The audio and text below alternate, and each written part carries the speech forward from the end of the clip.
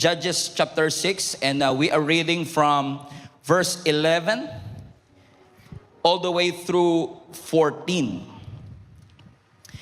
Then the angel of the Lord came and sat beneath the great tree of Ophrah, which belonged to Joash of the clan of Abiezer. Gideon, son of Joash, was threshing wheat at the bottom of the winepress to hide the grain from the Midianites. And then the angel of the Lord appeared to him and said, "Mighty hero, the Lord is with you." "Sir," Gideon replied, "if the Lord is with us, why has all this happened to us? And where are all the miracles our ancestors told us about? Didn't they say the Lord brought us up out of Egypt? But now the Lord has abandoned us and handed us over to the Midianites." And then the Lord turned to him and said, "Go with the strength that you have and rescue Israel from the Midianites. I am sending you." Tignan mo nga katabi mo, sabi mo sa kanya, God is sending you. After a few signs, verse 22, when Gideon realized that it was the angel of the Lord, he cried out, "O sovereign Lord, I am doomed. I have seen the angel of the Lord face to face." But the angel replied, verse 23, "Peace be with you. Do not fear. You shall not die." And Gideon built an altar of the Lord there and named it Yahweh Shalom, which means the Lord is peace. And the altar remained in Ophrah in the land of the clan of Abiezer to this day. This brand new series is called Name Drop. Because sa series po na ito, mga kapatid, nakafocus po tayo sa exact moment sa Biblia kung saan yung pangalan ng Panginoon ay unang ibinaba sa atin. I have found out and I have realized while I was reading the scripture na ang pangalan po ng ating Panginoon ay ibinibigay niya sa kanyang mga anak. In a moment of isolation, in the moment of their fear, in the moment of uncertainty, God showed up. And so today, so week 1, we are going to talk about Yahweh Shalom. At ang pinamagatan po natin ng mensaheng itong Peace be with you. Tignan nyo nga ang katabi mo, sabihin mo sa kanya, "Peace be with you." Parang sa ibang simbahan yata yun, ano? Okay, peace be with you. Na pag naririnig natin yung salitang peace o kapayapaan, usually ang pumapasok sa isip natin, kaya may kapayapaan kasi walang problema. Kaya may peace kasi walang disaster, walang conflict, or even walang stress. Pero kung titingnan niyo po ang Biblia, makikita po ninyo that that is not how peace was actually introduced in the Bible. Ang biblical peace is not the absence of conflict. Ang biblical peace is not the absence of storm. It's not the absence of trouble. So hindi porket walang trouble, peaceful. Let's repeat. Hindi porket walang problema, payapa. Pero hindi rin naman ibig sabihin na problema ay hindi na makakaranas ng kapayapaan. Kasi ang biblical peace is not the absence of conflict. Biblical peace is actually the presence of our God. Kahit nasa presensya ng bagyo, as long as kasama mo ang presensya ng Panginoon, you're in good hands, not with Metrobank. You are in good hands because you know that the Lord is with you. Ang Hebrew word po nung peace na yan is actually shalom. Na kapag naririnig natin yung shalom, sinachat natin yung shalom, sinishare natin yung shalom, usually yung shalom ginagamit natin to speak about kumalma ka, relax. I want you to have a peaceful heart. But if you study the language of the word shalom, shalom is not just having peace in your heart. Ang ibig sabihin ng shalom is actually wholeness. Nabubuo ka. Ang ibig sabihin ng shalom, walang kulang sa'yo. Ibig sabihin ng shalom, hindi lang wholeness or completeness. Ibig sabihin nothing lacking, nothing missing, nothing broken. Okay, kayo lang yung sinabi niya ko, hindi masyadong natuwa. Okay, anong ibig sabihin ng shalom? Ang shalom hindi lang payapang puso, ang shalom payapang buhay. May wholeness, may completeness, nothing lacking, nothing missing, nothing broken. So every time binabanggit natin yung shalom, idinideklara natin, hindi lang magiging payapa ang puso mo, ang nais ng Panginoon magkaroon ka ng payapang buhay. Ibig sabihin, when we receive that blessing of shalom, we are actually praying and receiving stability under pressure. Ibig sabihin, ang shalom, hindi sinasabing pagka nakaranas ka ng kapayapaan, ay ibig sabihin nun madali na ang buhay. Hindi ibig sabihin nun tinatanggal na ang mga conflict. In fact, ang sinasabi ng Panginoon, even in the midst of a trouble, I am with you. And that should give you peace. At ang kauna-unahang tagpo sa Biblia kung saan ipinakilala ng Diyos ang kanyang sarili bilang Yahweh Shalom is actually found in Judges chapter 6. In fact, trivia lang, this was the first time that God name-dropped Yahweh Shalom, but at the same time, this is the only verse in the scripture na mababasa natin yung salitang Yahweh Shalom. Hindi dahil kulang, hindi dahil hindi inulit-ulit, because I believe that even though isang beses lang siya nabanggit, and this is the only place that we can see Yahweh Shalom, God wants us to be reminded that sometimes one name drop is enough for you to be able to acknowledge the revelation of who He is. Now, for us to remember, for us to appreciate kung bakit at paano binitawan ng Panginoon yung kanyang pangalang Yahweh Shalom, kailangan po natin bumalik sa Judges chapter 6. Alam niyo po ba na ang Judges chapter 6 is actually isa sa mga tagpo sa Biblia kung saan ang Israel, ang bansang pinili ng Panginoon, is once again crushed by the Midianites. At this point sa Judges chapter 6, ang bansang Israel ay takot. Ang bansang Israel ay nagtatago. At ang bansang Israel ay nagsusurvive na lamang. Because they did evil in the sight of God, inalaw ng ating Panginoon na sila ay mapa-oppress muli sa bansa ng mga Midianites. And at this point sa binabasa po natin, ang sabi po ng Biblia, yung kanilang mga lupain ay walang bunga. Ibig sabihin, hindi productive ang kanilang buhay. At bukod sa walang bunga ang kanilang mga tinatanim, wala din silang sense of security. And more importantly, wala silang kapayapaan. Now gusto ko lang i-clarify, hindi payapa ang nation of Israel dahil malakas ang kalaban. Okay? Are you with me? Now, hindi sila payapa kasi malakas ang kalaban. Hindi ganon.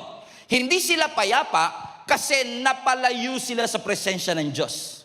Magkaiba yon.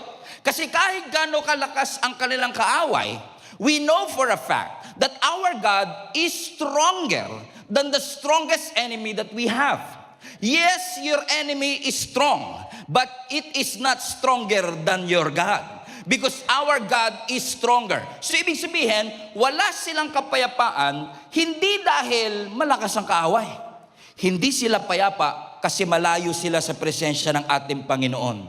And watch this, that even in the middle of national defeat, that even in the middle of personal insecurity, God showed up. Ang sabi ng verse 11, the angel of the Lord came and sat beneath the great tree of Ophrah. Hindi po yan host. Which belonged to Joash of the clan of Abiezer. Gideon, son of Joash, was threshing wheat at the bottom of a winepress to hide the grain from the Midianites. And then the angel of the Lord appeared to him and said, mighty hero, referring to Gideon, mighty hero, the Lord is with you. Now let me put this in context. Gideon was hiding Gideon was surviving. Gideon feels weak. But God called him mighty warrior. Let's repeat. Nagtatago siya, pakiramdam niya mahina siya, pero ang tawag ng Lord sa kanya, mighty warrior. Kasi ang Diyos hindi ka tinatawag base sa iyong existing condition. He's not calling you by your sin. He's not calling you by your issues. He is calling you by your name, by your calling, by your potential. Amen. So sabi ng scripture, kahit mahina, kahit nagsusurvive, at kahit takot itong si Gideon, God called him mighty warrior. Now, kung ako si Gideon, it sounds like a joke. Biruin mo, nagtatago ako, takot ako ang pinakamahina sa aming angkan, at ang aming angkan, ang pinakalis sa lahat ng angkan, pero tinawag ako ng Panginoon na, teka lang, mighty warrior? Bakit to mga kapatid? Because nakita ni Gideon ang kanyang takot, pero ang nakita ng Panginoon ay ang kanyang potensyal. Ang nakita ng Panginoon ay ang kanyang kinabukasan. Nakita ng Panginoon ang kanyang future. Am I preaching to somebody today, mga kapatid? Ano sabi ng Biblia, nung narinig niya yung katagang, mighty hero, mighty warrior, the Lord is with you. Ipinakita ng anghel sa kanya yung napakalaki at napakagandang pagtawag ng Diyos na gagamitin siya to deliver the entire nation mula sa oppression ng mga Midianites. And then, everybody say, and then, habang kinakausap siya ng anghel at sinasabi ng Panginoon sa kanya kung ano ang pagtawag ng Diyos sa kanya, bigla siyang natauhan. At sabi niya, wait. Kausap ko ang Diyos. All of a sudden, nangyari na ba sa inyo minsan yun? Parang ang tagal nyo na magkausap, saka mo lang na-realize, ano nga bang pangalan mo ulit? Yung nangyayari ba sa inyo minsan yun, parang ang dami nyo nang pinag-usapan and then, nadala kayo ng conversation, hindi mo na alam ko ang pangalan niya. Parang ganito yung nangyari kay Gideon na masyado siya na-overwhelmed sa pakikipag-usap dito sa anghel, only to find out that, teka lang, wait. I am talking face to face with God. This is not good. Alam niyo kung bakit hindi good? Kasi we are sinners, unrighteous. We cannot even stand in front of our God because He is holy and righteous. And for Him to realize, teka lang, nakatayo pala ako sa harapan ng Diyos. Teka lang, yari ako. Tingnan natin ang verse. Sabi ng verse 23, when Gideon realized that it was the angel of the Lord, everybody read now, he cried out, Oh, sovereign Lord, I'm doomed. Sa Tagalog, paktay ako. Yari ako. I'm doomed. And I have seen the angel of the Lord face to face.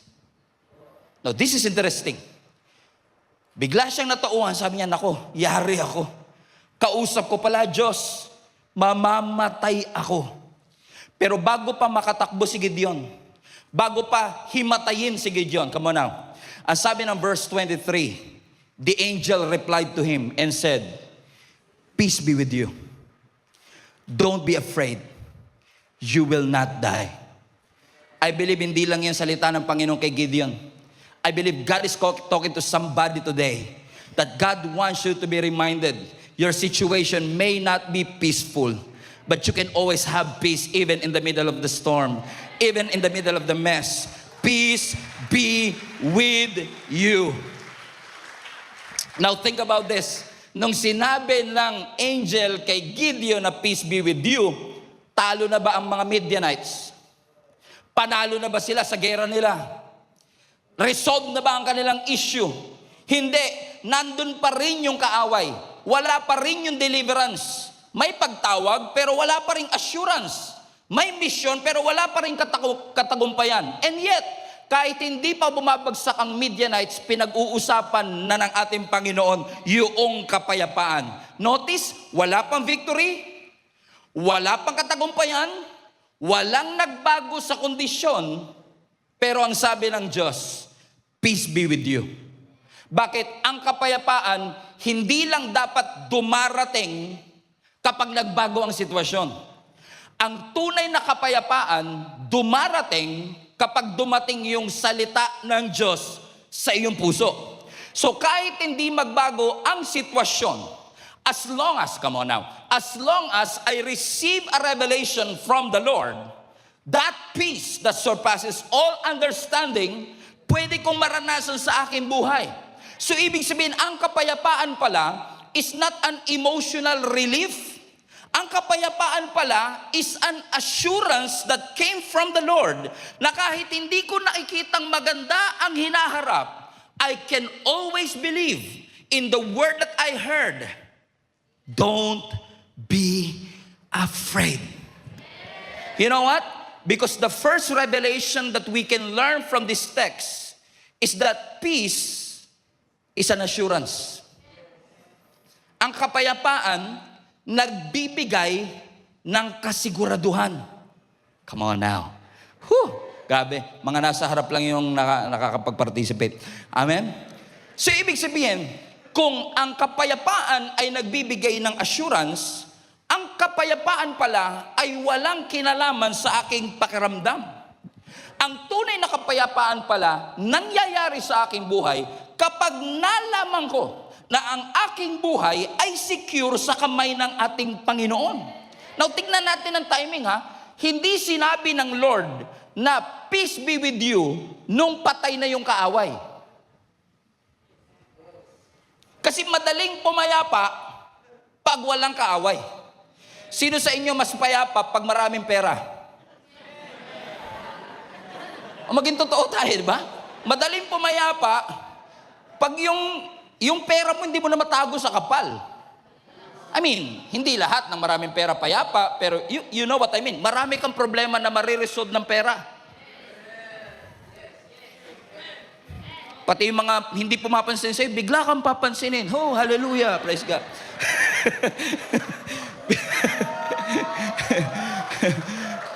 Amen? Pero, madaling pumayapa pag natapos na, na-resolve na. Pero dito makikita natin, ang kapayapaan, ibinibigay ng Panginoon even before the issue was resolved. So kaya siya assurance kasi, hindi pa tapos, pero gusto niyo akong pumayapa.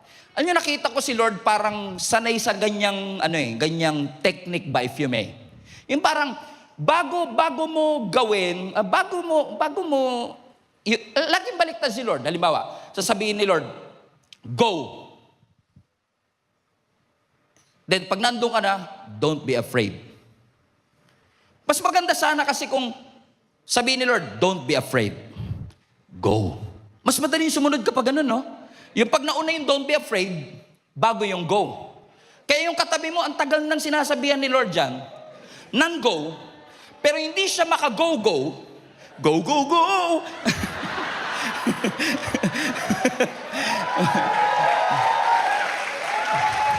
Mali, dahil pala hindi siya maka-go. Okay.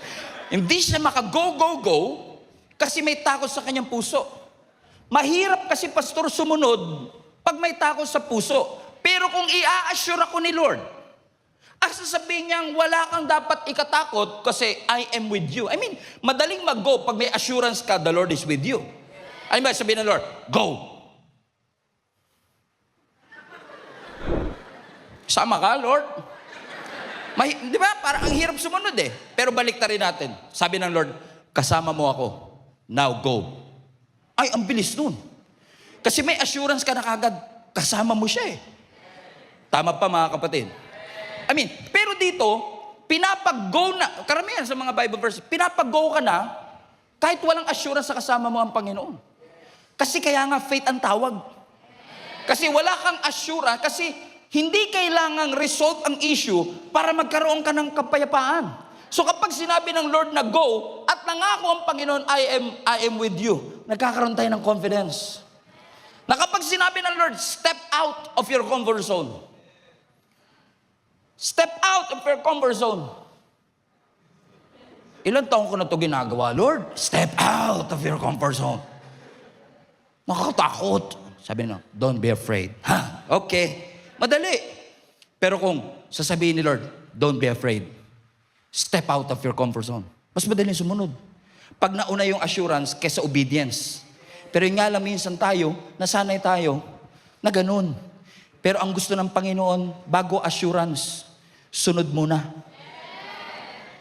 Pinakita lang ng Panginoon sa atin dito na hindi kailangang resolve ang issue, talo ang kaaway, para magkaroon ka ng kapayapaan. The enemy was still present. The enemy is still real. Pero kahit may kaaway sila, hindi sinabi ng Lord, takas. Ang sabi ng Lord, kapayapaan. Kasi minsan ang prayer natin, Lord, gusto ko nang tumakas. Pero ang sabi ng Lord, alam kong hindi pa tapos ang laban, pero gusto kong tapusin yung takot sa puso mo. Hindi after the victory, hindi after the deliverance, hindi after ng freedom, hindi after ng prosperity. Kasi madaling pumayapa pag sinabi na ng doktor, benign. Pero paano kung wala pa yung resulta? Ibig sabihin ba, hindi ka na magiging payapa? Ibig ba sabihin, porket hindi pa napipirmahan yung kontrata, hindi ka na pwedeng maging payapa? At kapag wala pa yung promotion, hindi ka pa payapa? Kapag wala pa yung resulta ng board exam, hindi ka na magiging payapa? That's not biblical peace. Because biblical peace came before. Come on. Before the result. Before the issue is resolved. Before the problem is fixed. That's why peace gives you an assurance. Everybody say assurance. Yes, nandyan pa ang mga media, nandyan pa ang opposition. Hindi pa nagsisimula ang laban. Pero ang assurance, kasama mo ang Diyos. Hindi tayo kumakalma sa buhay dahil safe ang buhay. Kumakalma tayo kasi alam nating present ang Diyos. Anong sabi ng Psalms 23 verse 4? Sabi ni David na nagsulat po nito, yeah. Pagka youth din pala si yeah. Anong bansa ang hip-hop? Yeah, man. Okay. Yeah, sabi niya. Yeah. Sobra, pastor. Sobra yan.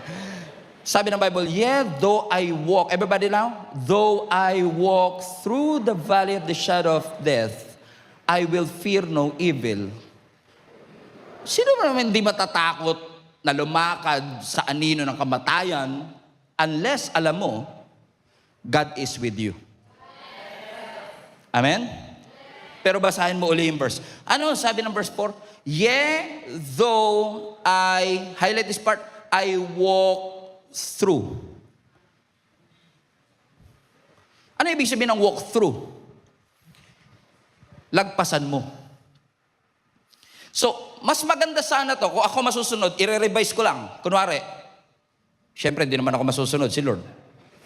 Pero kung ako, mas maganda yung, yeah, though I walk out. Kasi gusto natin walk out eh. Pag may pagsubok, Lord, ilabas mo naman ako dyan. Pag may pagsubok, Lord, gusto kong takasan yan. Pero, ang sabi ng scripture, yung kapayapaan, hindi dumarating kapag lang nakalagpas ka o nakaalis ka. Na minsan, kahit dumaraan ka, kahit na nahihirapan ka, kahit na hindi mo alam kung ano mangyayari bukas, ang assurance mo, the Lord is with me. So even though I walk through it, through the valley of the shadow of death, I should not be afraid kasi ang Diyos ay kasama ko. Ibig sabihin, may mga pagkakataong hindi ka ilalabas ng Diyos sa pagsubok, pero may mga pagkakataon na kahit dumaan ka, as long as sasamahan ka niya, merong kapayapaan. Kasi ang kapayapaan o ang peace po, hindi siya situational. Ang peace, hindi siya nag-a-appear pag ang problem nag-disappear. Ang peace dapat nandun even in the midst of chaos. It's not because there's an absence of conflict. It is because there is an assurance that God is already with me. So peace is an assurance. Amen? Sabi ng Lord kay Gideon, mighty warrior, the Lord is with you. Point number 2. What are the 3 things that we can learn from this text? Number 1, peace. Come on. Peace gives assurance. Number two, pangalawang bagay na matututunan natin is that peace shapes perspective. Peace shapes perspective. Let's go back, reading again verse 11, o perception. Ang sabi ng verse 11, then the angel of the Lord came and sat beneath the great tree of Ophrah, which belonged to Joash of the clan of Abiezer. Now, look at this phrase. Can you highlight this part?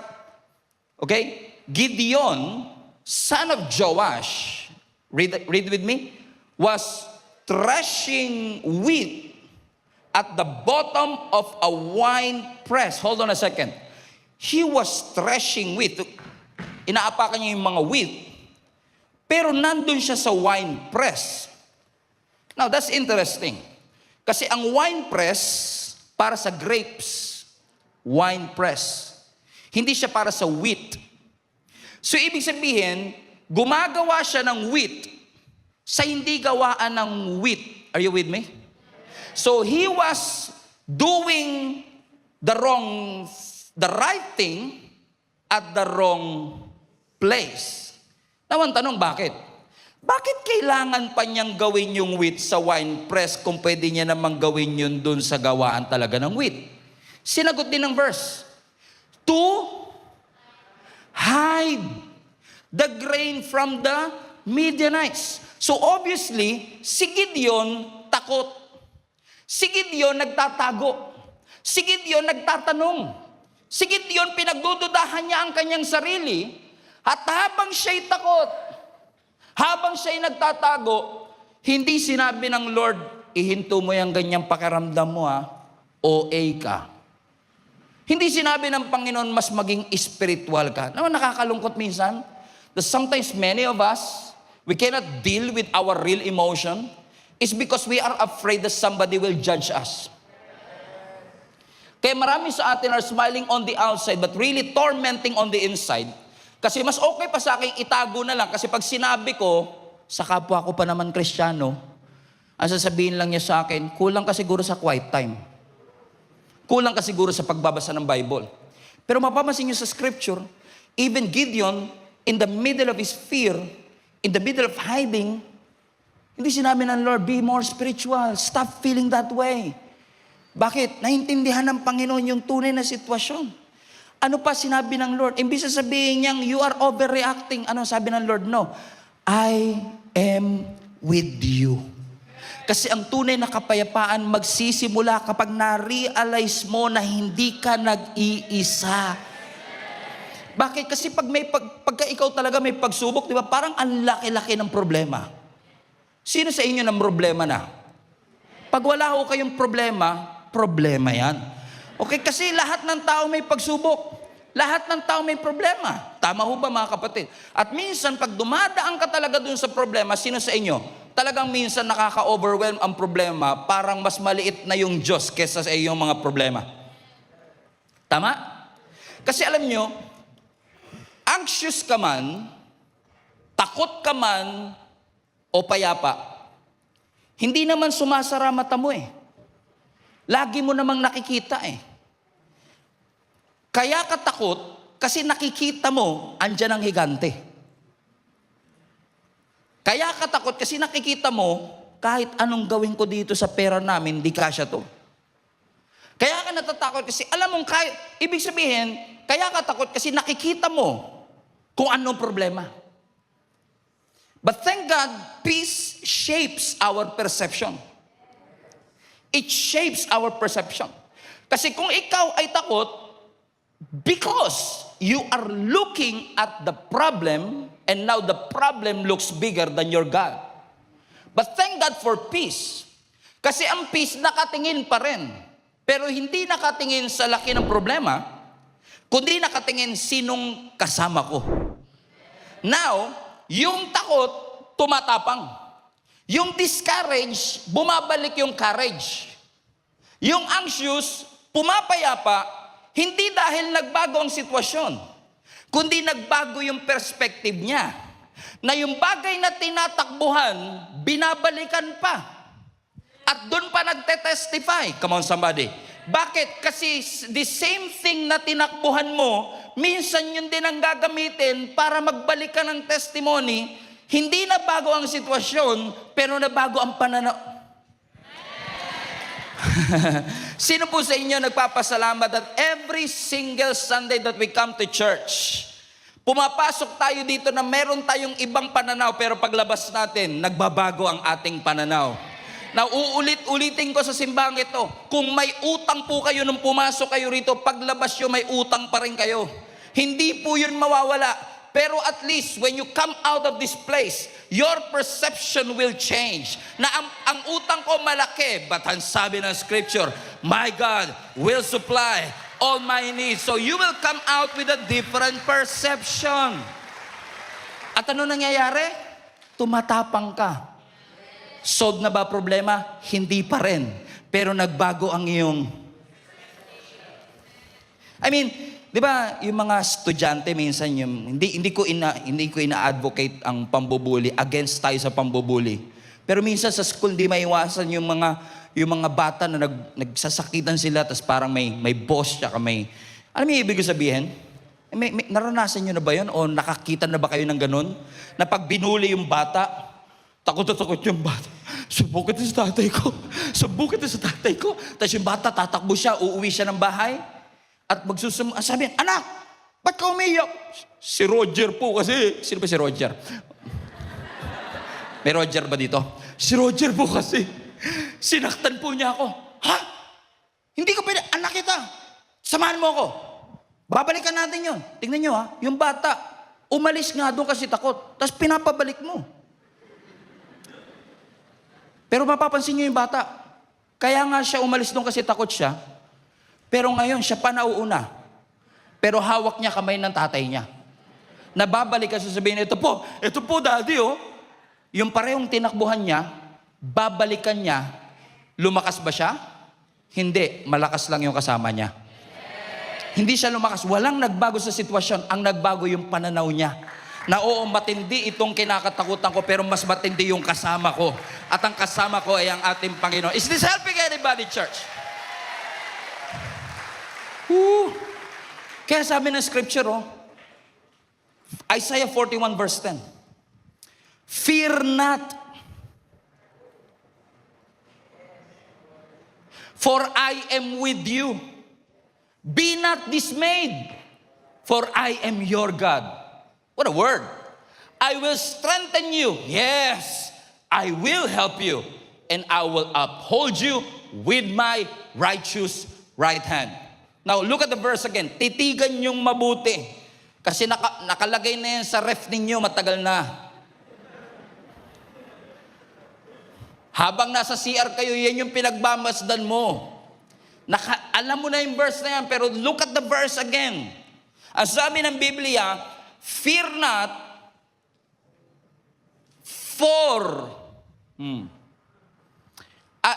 fear not, ba't ako hindi matatakot? Highlight that part. Because. So fear not, because I am with you. Now, hindi sinabi ng verse, fear not, because tapos na ang pagsubok. Fear not, because magaling ka na sa sakit mo. Fear not, because resolved na ang problema. Hindi sinabing ganun. Walang nagbago sa kinakatakutan mo. Pero may nagbago sa kasama mo. Kaya sabi ni Lord, fear not. Why? Resolved na ba? Hindi. Kasama mo ako.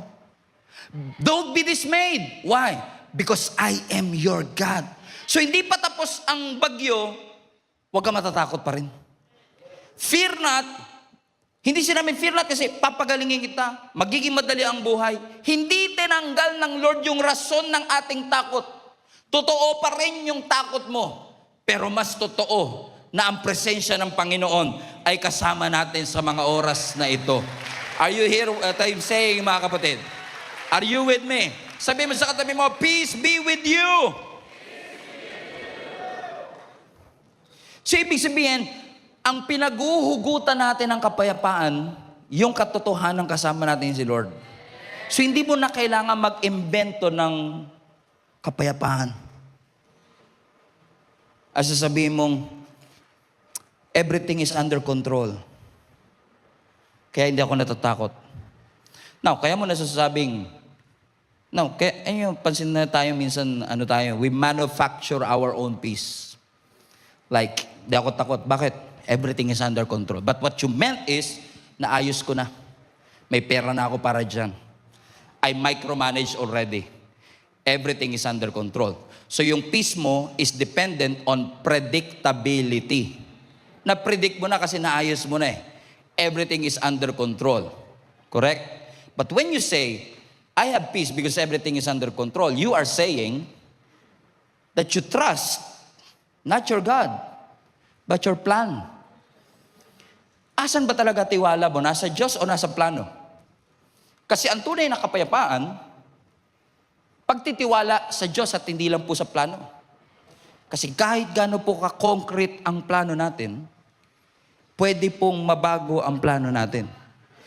So, if your peace is dependent on your plan, your peace will collapse if something happened na hindi mo gusto.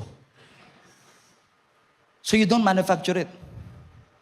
And sometimes, may na-manufacture natin ang peace natin trying to understand what we feel. Like, ba't ba nagkakaganito ko? Bakit bigla ako nagigising ng alas 3 ng madaling araw? Okay naman ako.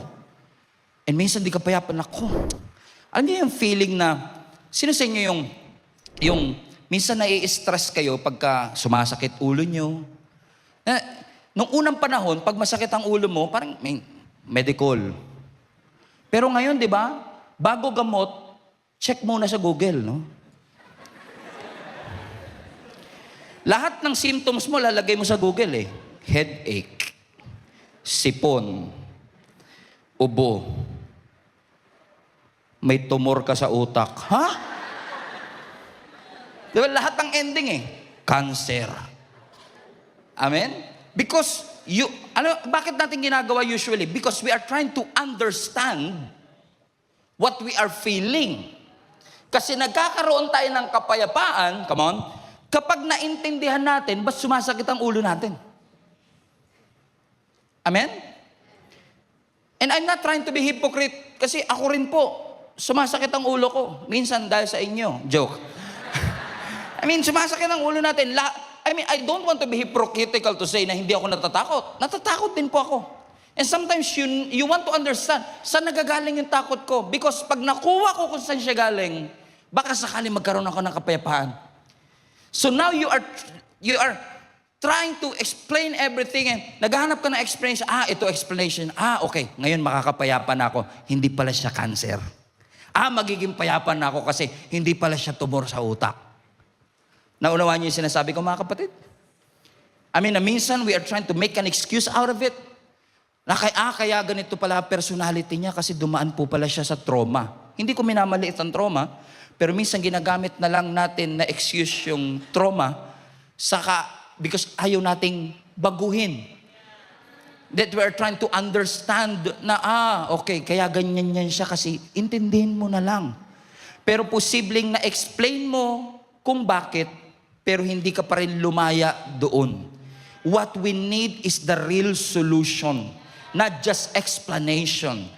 Amen? We cannot manufacture our own peace because at the end of the day, you can be peaceful even in the midst of a trouble. Just allow the peace of God to shape your perception into thinking na malaki nga, mahirap nga, challenging nga, pero ang Diyos ko ay higit na mas malaki sa kahit anong aking pinagdadaanan. Mga anak, ang tunay pong kapayapaan, hindi mo makukuha, kaka-pretend na lahat ay fine. Lahat okay, lahat ay maayos. Ang tunay na kapayapaan, makakamtan natin kung kilala natin ang Diyos na ating pinaglilingkuran.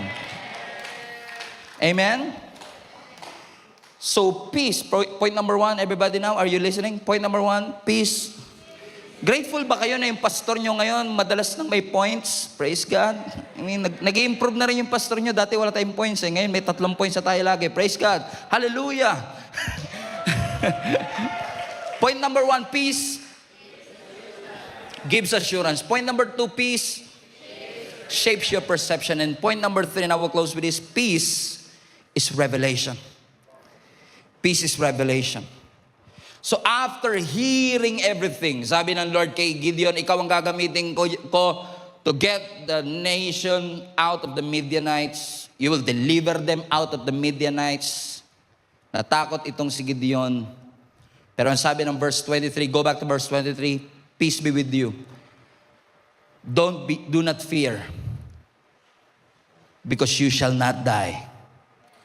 And because of this revelation, the Bible says in verse 24, Gideon built an altar to the Lord there and named it, watch out for the name drop, Yahweh Shalom. Highlight that part, which means the Lord is peace. Now listen.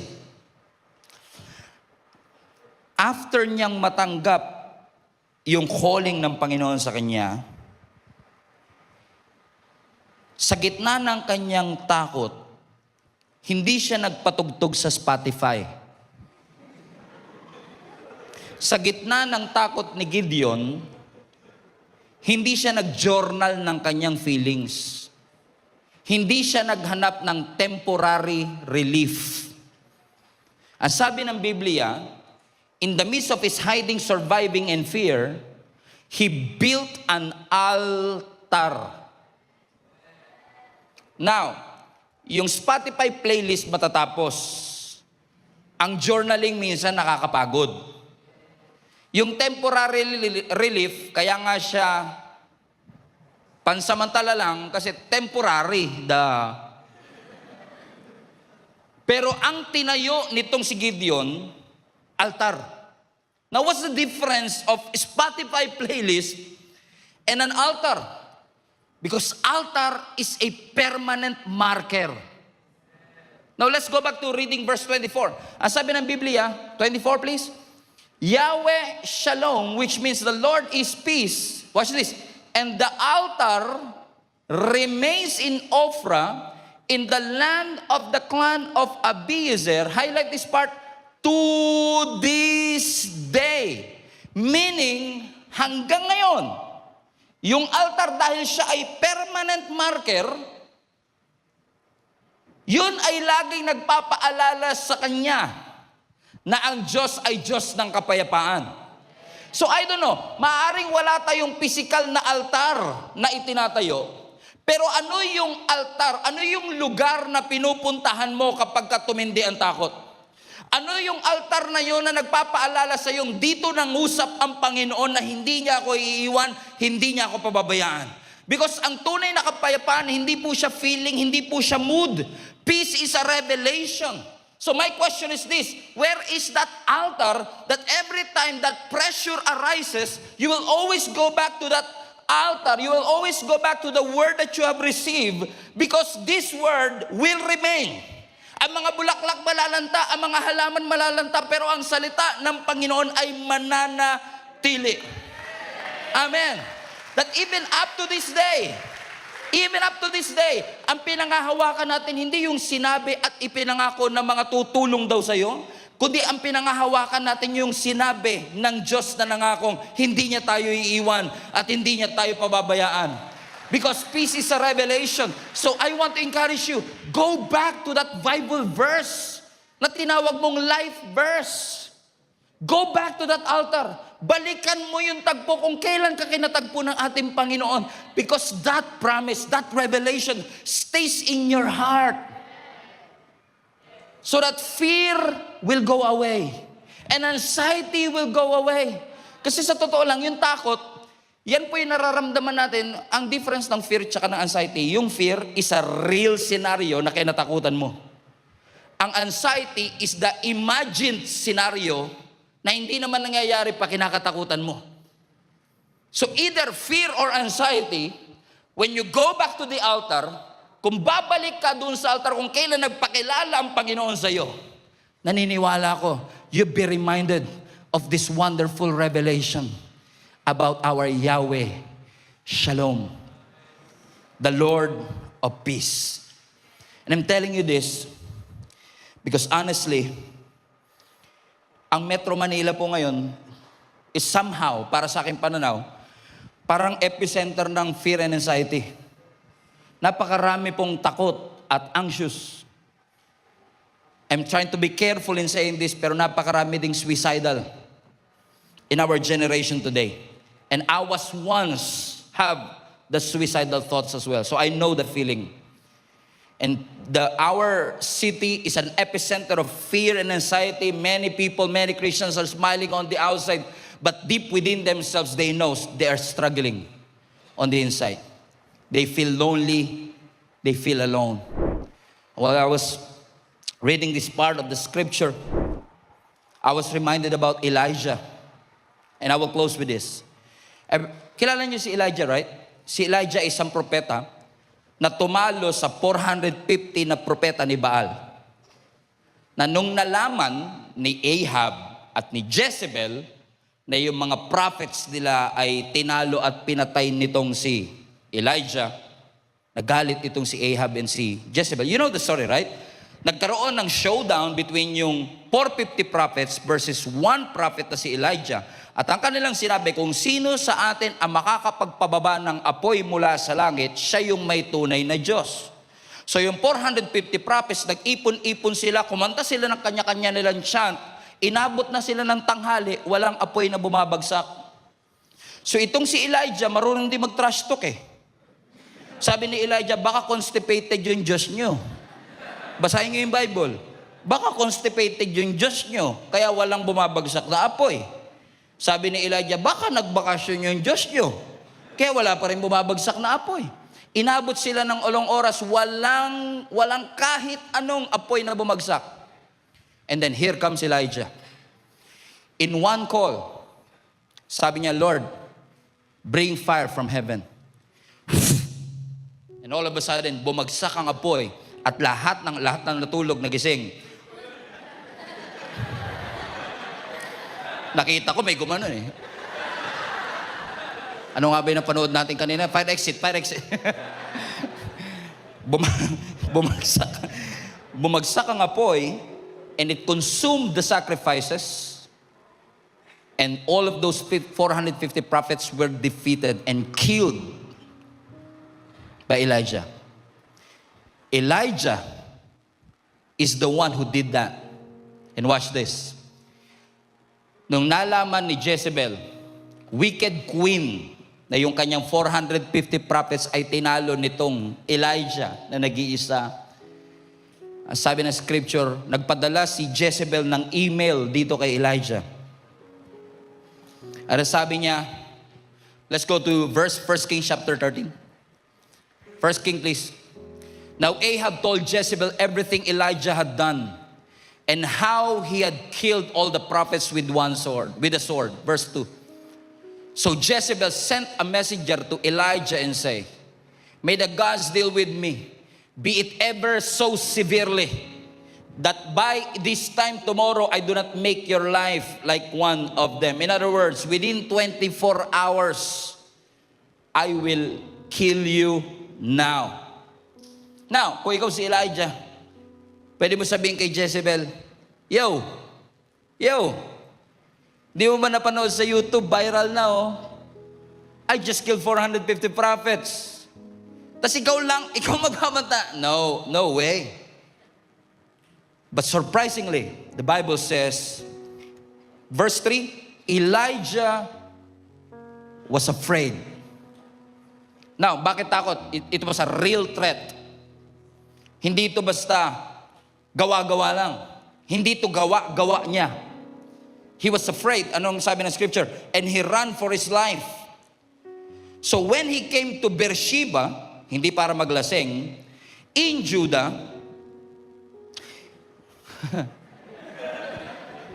huwag niyo sabihin din nyo na-guess yun, ha? And he left his servant there, verse 4. Let's go back to verse 8. I don't want to rush that last part. Elijah was afraid. He ran for his life. When he came to Beersheba in Judah, he left his servant there. Meaning, may kasama siya, Pero iniwan niya, watch this, verse 4, while he himself alone went on a day's journey into the wilderness, and he came to a broom bush, juniper tree, sat down under it, prayed that he might die. I've had enough, Lord. Highlight this part. Take my life. I'm no better than my ancestors. Which is, I find it funny. I mean, natawa ba kayo? I mean, hindi ko minamaliit yung pakiramdam niya. Takot siya eh. Pero nakakatawa, di ba?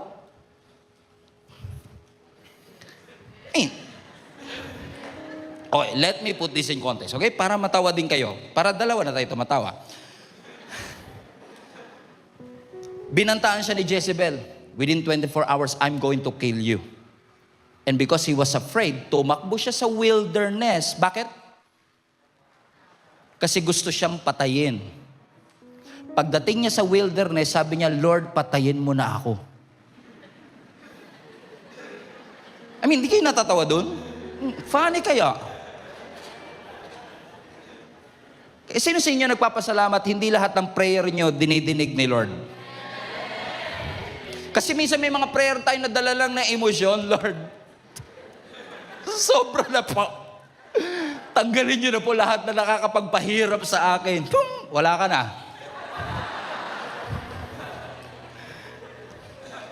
It's funny to me na yung lugar na kanyang tinakasang kamatayan, ngayon sasabihin niya, I have had enough, Lord, take my life. Na kung ako si Lord, buti na lang hindi ako si Lord. Sabihin ko sa kanya, gusto mo nang mamatay, balik ka dun. Doon ka naman tumakas eh. Tama ba mga kapatid? Yun ang reason ko ba't siya nandun in the first place. Sabi niya, Lord, take my life. I've had enough. Bakit? He felt like he was alone. He just defeated 450 prophets. He succeeded in one of the most spectacular miracles that ever recorded in the Bible na gusto pang gayahin nila Peter sa New Testament. Pero sometimes yung success, it will never eliminate the feeling of being a failure. Na kahit nag-succeed ka, that feeling that you failed, you're not enough, will remain there. And while Elijah was sitting under the juniper tree, reflecting everything, sabi niya, Lord, I have had enough. Take my life. And I'm telling you this because naniniwala kong some of you, maaari nakakarinig kayo ng boses sa isip nyo, mamamatay ka na. And I don't want to take this lightly. Some of you, nakakarinig kayo ng boses, tapusin mo na ang iyong buhay. Because you feel alone. You feel empty. You're exhausted. Because you're trying to find strength to keep going. But life is just too heavy. Life is just too rough and hard, and you're suffocated. And the worst part, nobody knows exactly what you are going through. But I want to encourage you today, if you are that person, kung ikaw yung nagsasabi, Lord, end my life. Katulad ni Elijah, he ran for his life. Which in essence for me, he ran from his life. Because that's where God wants him to go. That instead of ending your life, church, fight for your life. Fight for your life. Fight for your sanity. Your life is worth fighting for. Huwag ka magpadaya dun sa deception na tumatakbo sa isip mo. You can, you're not alone. You may feel lonely, but you're not alone. Fear not, for God is with you. And I'm telling you this with all this passion that is inside of my heart, because I want you to be reminded, ang Judges 6, hindi natapos. Ang kapayapaan, isang beses lang binanggit, pero yung kapayapaan hindi natapos sa Judges chapter 6. Because generations later, yung kapayapaan ngayon is more than just a concept or a teaching. The peace now is a person of our Lord Jesus Christ. Now, peace Peace is not just a feeling anymore. Peace is Jesus Christ Himself. That's why He was called Prince of Peace. And just like you and I, struggling, no clarity, wala nang hope for tomorrow. I remember Jesus Christ, hours before He was crucified, kasama niyang kumakain ang mga disciples. Binitawan niya tong John 14 verse 27, na ang sabi niya sa mga disciples, everybody read now, I love this verse. Peace I live with you. My peace I give you. I do not give to you as the world gives. Do not let your hearts be troubled, and do not be afraid. I love it. Hours before Jesus' crucifixion, hindi siya nag-iwan ng explanation, hindi siya nag-iwan ng strategy. Ang iniwanan niya, kapayapaan. And that word live, I live, is a legal term. It's like last will and testament. So peace is an inheritance. Iniwan ng Panginoon ang kapayapaan sa ating mga puso. Ano sabi ni Jesus Christ? Peace I live with you. My peace. Hindi hiniram na peace.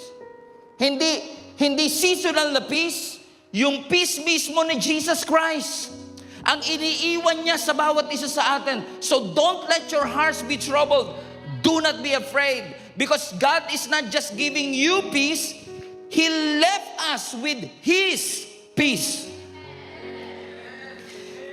I mean, yung kapayapaang sinasabi ko, yung kapayapaan na kayang matulog sa bagyo, sa barko habang bumabagyo. Remember Jesus? That kind of peace. Yung kapayapaan na kahit na ina-accuse siya ng kung sino-sino, nanatili siyang tahimik. Yung klase ng kapayapaan na kinukrucify na pero hindi pa nagpapanik. Ladies and gentlemen, let me introduce to you Yahweh Shalom. Jesus Christ, the Prince of Peace, the King of Kings, the Lord of Lords. His name is Jesus. And even in the middle of panic, even in the middle of fear ng mga disciples while He was with Jesus on the boat. Remember that story? It was a stormy night. Ang taas ng alon, ang lakas ng hangin. Jesus was sleeping in the boat. And then yung mga disciples, habang nagpapanik sila, naglalabas sila ng mga tubig because they want to manufacture, come on, their own salvation. Siguro na-realize nila kahit anong effort natin, lulubog talaga to eh. Pero may kilala ko, lumalakad sa ibabaw ng tubig. Katulog nga lang. Pero to nakakalakad. I mean, game na? Tawagin na natin. Tama, lagi si Lord, lagi last option eh, no? And they woke up Jesus Christ. And I find, and this is, sabi nila kay Jesus, Teacher, don't you care that we drown? Hindi po ba kayo nagmamalasakit na baka lumabog tayo? Tulog po kayo. I mean, kung ako si Jesus, obviously malayo ako kay Jesus. I mean, don't you care that you drown? I mean, are you questioning if I care for your life? I gave you life. I am the life and the resurrection. Of course I care. And Jesus stood up, never rebuking the disciples. I think I have that verse, Mark. Ano sabi ni Jesus Christ? Put the verse, last verse, anak. Ano sabi ng Mark chapter 4, verse 19. Jesus arose, rebuked the wind, not the disciples, and said to them, Peace, be still. And the wind ceased, and there was great calm. There was a great calm. So I want to encourage you today, church, whatever you're facing, whatever you're going through today, as long as you have Jesus on your boat, peace be with you. Peace, be still. Alam ko may mga chariots na nasa likod mo at hinahabol kayo katulad ng mga Egyptian, pero ang sabi ng Lord, don't be afraid, be still. I am with you. Don't let your hearts be troubled. Do not be afraid. Fear not, for I am with you. Even when you go through the fire, you will not be burned. Even when you go through the waters, you will not be drowned. As long as you have Jesus on your boat, may the God of peace, the God of hope, fill you with all joy and peace in believing that you may abound in hope through the power of the Holy Ghost. Every head bow, every eye closed all across this place, Panginoon. Allow us to encounter you, Jesus, like never before. Alam namin ang buhay chaotic, ang takot maingay. But Lord, I pray that each and every one of us will encounter Jesus. Because now, peace is someone that we received. Jesus Himself, the Prince of Peace, and the Lord of Lords. Panginoon, dalangin ko po sa mga kapatid ko po na dumaranas ng iba't ibang pagsubok, challenges sa kanilang buhay. And they find it difficult sometimes to sleep at night. Difficult sometimes na maging kalmado because of looking at the situation. Lord, ang dalangin ko, may your peace brings them assurance. May your peace shapes their perception. And may your peace becomes the revelation that this peace is not just something that we ask to